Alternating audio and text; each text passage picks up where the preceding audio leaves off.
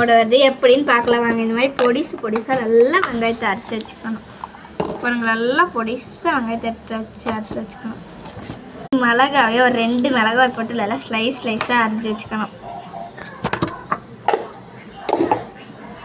அப்புறம் இந்த வெங்காயத்தில் நல்லா கருவூட்டி வச்சுட்டு கருவேப்பிலை எடுத்து முதல்ல நம்ம வெங்காயத்தையே கொத்தமல்லி எடுத்து போட்டுக்கணும். அதுக்கப்புறம் இந்த மாதிரி இப்படி போட்டுக்கணும். வெங்காயம் நல்லா அப்புறம் இதெல்லாம் மிக்ஸ் பண்ணுற வேலை தான். கருவேப்பிலை இந்த மாதிரி பொடிசாக அரைச்சிக்கணும். உளுந்த வடைக்கு மிக்ஸ் பண்ணணும். அம்மா பச்சைக்கு எண்ணெயெல்லாம் எல்லாம் சூடு பண்ணி மிக்ஸ் பண்ணணும். வடை மாவை பாருங்க எப்படி மிக்ஸ் பண்ணணும். நல்லா மிக்ஸ் பண்ணணும் மாவை. அந்த கவர் வீஞ்சி எடுத்துக்கணும். இந்த மாதிரி நல்லா சூடு பண்ணணும். இந்த மாதிரி எண்ணெய் சூடு பண்ணிட்டதுக்கு அப்புறம் வாங்க வடையை போட்டாக்கலாம். வாங்க மாவு எப்படி அரைக்கணும்னு தெரியாது. வெள்ளை உண்டை நல்லா அரிசி தூசி இல்லாமல் அரிசிக்கணும். அதுக்கப்புறம் அதை மிக்சியில் போட்டு ரவையாக அரைக்கணும். மொத்தமாக போட்டுருக்கூடாது, கொஞ்சம் கொஞ்சமாக போடணும்.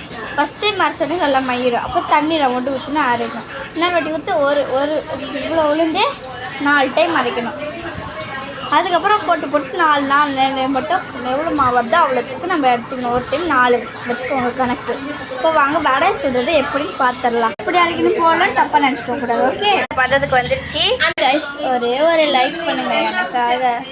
மற்றவங்களாம் வீடியோ போடுறீங்க 5K லைக் சும்மா ஒரு இப்படி எட் பண்ணிட்டு இப்படி பண்ணுறது. அந்த எமோஜி வீடியோஸ் போடுறாங்க அதுக்கே லைக் பண்ணுறீங்க. இந்த மாதிரி வீடியோஸ்க்கு லைக் பண்ணாங்க எனக்கு ப்ளீஸ் கைஸ் மறக்காமல் ஒரு லைக்கை போடுங்க. இந்த வடை நல்லா ப்ரௌனிஷாக ஆகுது. இது அந்த சுற்றி இருக்கிற வடை ப்ரௌனிஷாக ஆகவே இல்லை.